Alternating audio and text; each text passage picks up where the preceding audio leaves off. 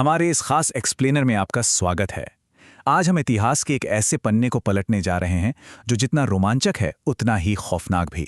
हम बात कर रहे हैं उस शख्स की जिसने महज अपनी पक्की इच्छा शक्ति और जबरदस्त रणनीति के दम पर आधी दुनिया को अपने कदमों में झुका लिया। जी हाँ, आज हम बात करेंगे चंगेज खान की और देखेंगे कि कैसे एक बेसहारा अनाथ दुनिया का सबसे खौफनाक विजेता बन गया।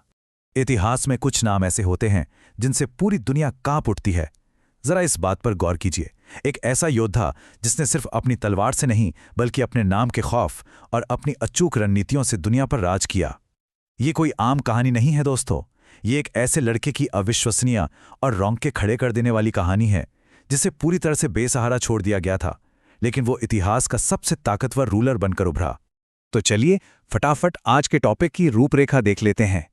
हम उनके अनाथ से लेकर एक महान नेता बनने के सफर से शुरुआत करेंगे, फिर देखेंगे कि कैसे उन्होंने बटे हुए कबीलों को एक किया। इसके बाद हम उनकी मंगोल घुड़सवार सेना की उस शानदार टैक्टिक्स और उनके मनोवैज्ञानिक युद्ध को डिकोड करेंगे जिसने दुश्मनों के छक्के छुड़ा दिए। और अंत में उनके बनाए गए सख्त कानूनों और उनकी अमर विरासत पर भी बात करेंगे। तो शुरुआत करते हैं हमारी पहली कड़ी से, एक अनाथ से नेता तक का वो सफर। अब जो चीज़ यहाँ सबसे ज्यादा दिलचस्प है वो ये है कि एक अजेय साम्राज्य की नींव अक्सर बहुत गहरे संघर्षों से होकर गुजरती है। 1162 के आसपास मंगोलिया के बेहद ठंडे और कठोर मैदानों में तेमुजिन का जन्म हुआ। जब वो सिर्फ 9 साल का था, उसके पिता की हत्या कर दी गई। परिवार बिल्कुल अकेला पड़ गया। अपनी जवानी के दिनों में उसे दुश्मनों ने बंदी बना लिया और वो गुलाम बन गया। लेकिन सोचिए, इतने जुल्म सहने के बाद भी 1206 तक आते आते यही तेमुजिन चंगेज खान के रूप में उभरा। मतलब इसी बेतहाशा दर्द ने उसे अंदर से फौलाद बना दिया था। उस भयानक स्थिति की आप बस कल्पना करके देखिए। भविष्य का सबसे खूंखार और महान योद्धा मंगोलिया के उन जमा देने वाले जंगलों में सिर्फ जंगली फल खाकर जिंदा रहने की जद्दोजहद कर रहा था। उसके अपने ही कबीले ने उसे मरने के लिए अकेला छोड़ दिया था। गुलामी की जंजीरों को तोड़कर भागना और बिना किसी सहारे के खुद को जिंदा रखना, ये सिर्फ शारीरिक ताकत नहीं थी, ये उनकी कभी न टूटने वाली जबरदस्त विल पावर थी। और यहीं से हमारा दूसरा पॉइंट आता है, कैसे उन्होंने मंगोलिया के बिखरे हुए कबीलों को एकजुट किया। गुलामी से आज़ाद होने के बाद तेमुजिन का सबसे पहला मिशन था उस पूरे मंगोलिया को एक करना जो छोटे छोटे हिस्सों में बटा हुआ था। उस वक्त हालात ये थे कि छोटे छोटे कबीले हर रोज एक दूसरे का खून बहा रहे थे। लेकिन उन्होंने सिर्फ अपनी ताकत या ब्रूट फोर्स का इस्तेमाल नहीं किया, उन्होंने गजब की रणनीति लगाई और लोगों के बीच विश्वास और वफादारी का ऐसा नेटवर्क बनाया जिसे कोई तोड़ नहीं सकता था। और फिर आता है साल 1206। ये वो साल था जिसने इतिहास को हमेशा के लिए बदल दिया। जब ये सारे कबीले एक साथ आए तो उन्होंने तेमुजिन को एक नई उपाधि दी, चंगेज खान, जिसका सीधा सा मतलब है सर्वोच्च शासक या सुप्रीम रूलर। ये सिर्फ एक नाम नहीं था बल्कि एक ऐलान था कि अब एक ऐसी अनुशासित और विशाल शक्ति जन्म ले चुकी है जिसे रोकना किसी के बस की बात नहीं है। चलिए अब बात करते हैं उनके उस मास्टर स्ट्रोक की जिसने उन्हें अजेय बनाया, यानी उनकी सामरिक प्रतिभा और मंगोल घुड़सवार सेना। चंगेज खान अब सिर्फ एक नेता नहीं रहे थे, वो एक विनाशकारी तूफान बन चुके थे। चीन के विशाल मैदानों से लेकर मध्य एशिया के सूखे रेगिस्तान, फारस के घने शहर और रूस की बर्फीली सीमाओं तक उनका मंगोल साम्राज्य ऐसे फैला जैसे जंगल में आग लगती है। लेकिन सवाल यह है कि आखिर उन्होंने इतनी विशाल दुनिया को इतनी तेजी से जीता कैसे? तो इसका राज छुपा था उनकी बेजोड़ घुड़सवार सेना में। ये इतिहास की सबसे तेज और खतरनाक सेना थी। पहला स्टेप, घोड़ों पर उनकी महारत। उनके सैनिक बिना रुके मीलों तक का सफर तय कर सकते थे। दूसरा, फुल स्पीड में घोड़ा दौड़ाते हुए अचूक तीरंदाजी, मतलब दुश्मन जब तक संभलता तब तक वो ढेर हो चुका होता। और तीसरा, बिल्कुल सटीक और तेज रणनीति।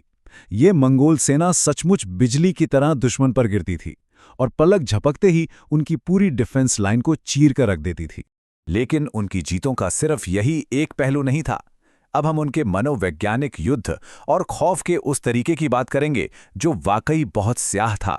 सच कहूं तो चंगेज खान ने सिर्फ तलवारों से युद्ध नहीं जीते, उन्होंने इंसानी दिमाग और लोगों के सबसे गहरे डर को एक हथियार की तरह इस्तेमाल किया। वो साइकोलॉजिकल वॉरफेयर यानी मनोवैज्ञानिक युद्ध के उस्ताद थे। उनका नाम ही इतना खौफनाक बन चुका था कि अक्सर तो मंगोल सेना के पहुंचने की खबर सुनकर ही पूरे के पूरे शहर खाली हो जाते थे। लोग उनके नाम से इतना कांपते थे कि बिना लड़े ही घुटने टेक देते थे। और इसकी वजह बहुत साफ थी। चंगेज खान किसी भी शहर के सामने एक बहुत ही क्रूर लेकिन सीधा सा विकल्प रखते थे। या तो बिना लड़े शांति से आत्मसमर्पण कर दो और जिंदा रहो, या फिर हमारा विरोध करो और पूरे विनाश के लिए तैयार हो जाओ। अगर कोई शहर गलती से भी विरोध करता तो उसे इतनी बुरी तरह तबाह किया जाता कि आने वाली कई पीढ़ियां उस खौफ को भूल न सकें। ये डर कोई इत्तेफाक नहीं था दोस्तों, ये जानबूझकर पैदा किया गया था ताकि भविष्य के दुश्मन पहले ही डर कर हार मान लें। अब इन खौफनाक लड़ाइयों से आगे बढ़कर हम उनके प्रशासन और यासा कानून पर नजर डालते हैं। यहाँ एक बहुत ही दिलचस्प विरोधाभास देखने को मिलता है। इतने बड़े और क्रूर साम्राज्य को आप सिर्फ डर के दम पर बहुत लंबे समय तक नहीं चला सकते, राइट? इसके पीछे एक बेहद सधा हुआ और हैरान कर देने वाला प्रशासनिक ढांचा था। चंगेज खान ने यासा नाम का एक सख्त कानूनी कोड लागू किया। इस कानून में अनुशासन, ईमानदारी और सभी के लिए एक तरह की समानता पर जोर दिया गया था। इसी यासा ने इतने अलग अलग लोगों और संस्कृतियों को एक साथ बांधे रखा। जरा इस बात पर गौर करिए, इतने क्रूर शासक होने के बावजूद उनकी कुछ नीतियां बहुत ही आधुनिक थीं। उन्होंने अपने पूरे साम्राज्य में धर्म की पूरी आज़ादी दी। कोई भी नागरिक बिना किसी डर के अपने धर्म को मान सकता था। इसके अलावा उन्होंने क्षेत्रीय व्यापार को पूरी सुरक्षा दी, खासकर सिल्क रोड को, जिससे व्यापार फला फूला। ये उनके प्रशासनिक जीनियस होने का ही सबूत था कि इतनी सख्ती के बावजूद उनके राज में अलग अलग संस्कृतियां शांति से एक साथ रह रही थीं। फाइनली हम इस एक्सप्लेनर के आखिरी हिस्से में पहुंच गए हैं, चंगेज खान की अमर विरासत। साल 1227 में एक सैन्य अभियान के दौरान चंगेज खान की मौत हो गई। लेकिन मजेदार बात यह है कि उनकी मौत का असली कारण और उनकी कब्र की जगह आज तक एक बहुत बड़ा रहस्य है। इतिहासकार आज तक उनकी कब्र नहीं ढूंढ पाए हैं, लेकिन उन्होंने जो बुनियादी ढांचा तैयार किया था वो इतना मजबूत था कि उनके जाने के बाद उनके वंशजों ने मंगोल साम्राज्य को इतिहास का सबसे बड़ा कंटिन्यूअस या संलग्न साम्राज्य बना दिया। तो दोस्तों, ये पूरी कहानी हमें अंत में एक बहुत ही गहरे सवाल के साथ छोड़ जाती है।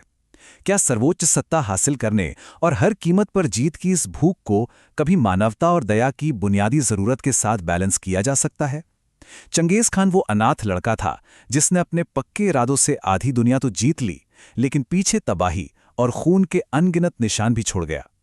सत्ता की ये भारी कीमत हमें इतिहास के सबसे जटिल चेहरे के बारे में सोचने पर मजबूर कर देती है। तो इस बारे में आपका क्या सोचना है? विचार जरूर कीजिएगा।